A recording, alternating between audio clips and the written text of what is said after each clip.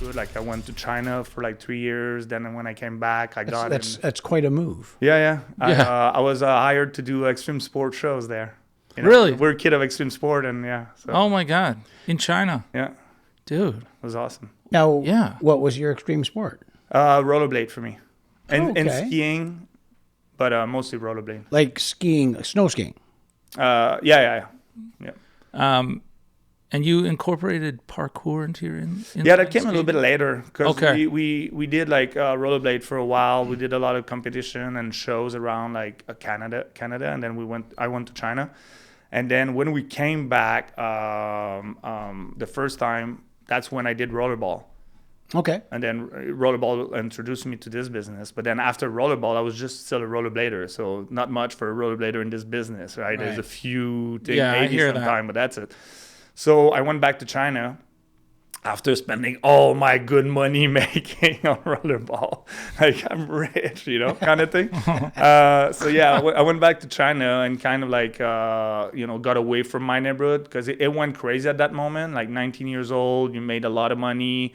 A lot of people talk. Like I had so many friends all of a sudden where I grew up, Well, Can you- cash in your pocket? Can you Yeah. can you actually go back and describe that a little more? Like, what was it like being raised in this area? Well, we were like little like French little wannabe gangster, right? Like hip hop little gangster, extreme sports slash, and then we grew up, and I always tried to avoid following some of my friends doing like bad things, like always trying to like be like, oh, I'll make it with rollerblade, I'll do something cool, good or Yeah, whatever, good, right? yeah. And then that brought me to like work at the skate park in Montreal back in the day at the Taz, and then teaching rollerblade, and then getting involved with shows, and then getting involved with competition to a different level.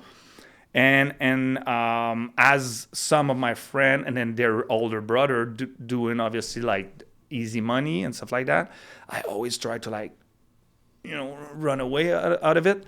And then when I did rollerball and I made a lot of money, like I became like a superstar in my neighborhood. Like, everybody knew, like the word went around, and then the party at my place, all of a sudden, like, you had your little like skate crew gang, and then all of a sudden it's like, you have people they never liked you before, and all of a sudden they're like your best buddy. So it was very weird for that maybe 5 months after I was done. And then, you go to bar with like people now, it's like you pay for everything, you feel so cool.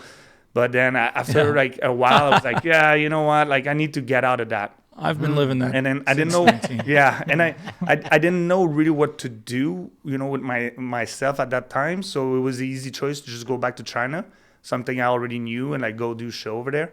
So I kind of disappeared for 3 years. I just went back to China and like do shows every day and drink some cheap beer every night. So who was the stunt coordinator on Rollerball? Jamie Jones. And how did he discover you? So he came in Montreal. He went to the we had like the pro inline shop in Montreal, and then he communicated with them, and they organized an audition for like all the best rollerbladers from Montreal. Okay. So Jamie, somewhere in his archive, Yeah. he has like a videotape of our audition. Sure he does. And I've been trying to get it so bad to like it's a good souvenir. Like, we're there like, hey, Stephane Julien, 18 years old, and then do our tricks, I'll right? see if you can find it. We'll put it on the podcast. Yeah, that'll be, yeah. I've been trying, him and Riley has been trying to find it to help me out. I have been looking for it. Yeah. And It's a lot of it's stuff to look somewhere, through, I'm right? sure. It's a whole thing. Yeah. But he has all the auditions. So a bunch of us, like Mathieu Ledoux, who you guys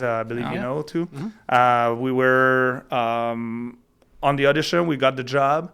And then we did all the rehearsals, and then they kept us all the way. And then we did all the movie crazy stuff on rollerblade. That's awesome. So now, don't skirt over the China experience. Yeah, I was just gonna ask. I would like to know more about that. Did Matt come with you? No.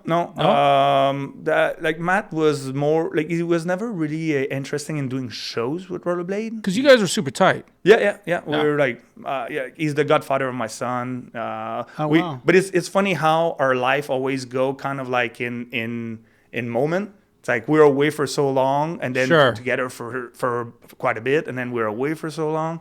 But it's always the same feeling. Yeah, Better forever. Solid friend.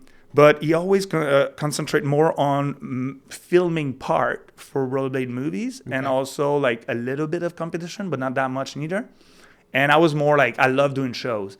Like I go do show, I'm having a blast, and I'm getting paid no matter what. Right. If you do a contest and you're not top 10, you don't get a dime, right? So I was like, whatever, my 2 minutes of fame there, I don't really care. I just want to go and have fun and be paid for it. And it's fun to have that instant gratification of an audience. Yeah, Like 100%. when Andrew plays on stage. Yeah. Like live audience is amazing, right? Oh yeah.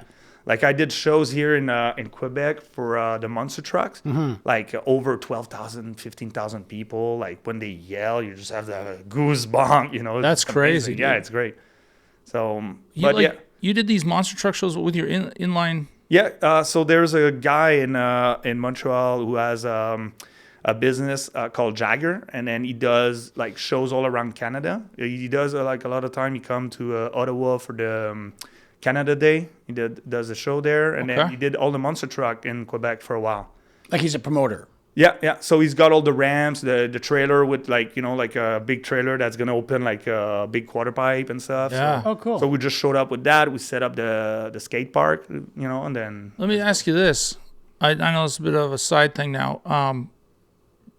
You obviously watch Nitro Circus stuff. Oh yeah. Right? Yeah. And you see the mega ramp. You guys have seen that, right? I've never heard of it. Yeah, like for sure Blair has. Where they got a huge ramp where they throw guys down in like shopping carts. Yeah. I don't know, Yeah, and they ramp them over a fucking huge gap.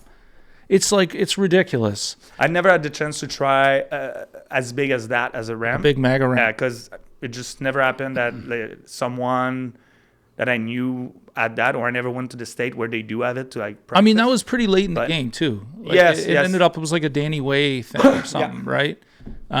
He jumped the Great Wall, and then they were like, we need to build this ramp in our hometown. So and they did also, like, it became something at the X game after that too, like a big air. It became part of it. Exactly. And I think it still is. I think so. Yeah, I think so. So what were the shows in China like? They didn't have monster trucks. No, so in the first 6 months I went, we had only like a few ramp that they roll in on a they had a kind of a stunt show, like a kung fu stunt show. Okay. And then when that show is over, like they roll in our ramp, and then we did the show on the audience there.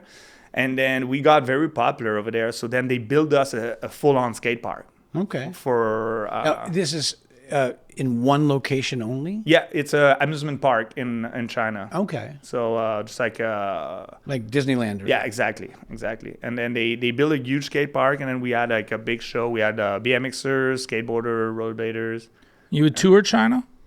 I did a small tour in China for a clothing company at some point. But, but it was like mostly it was the main city. It was in Shenzhen in the south of China. Okay.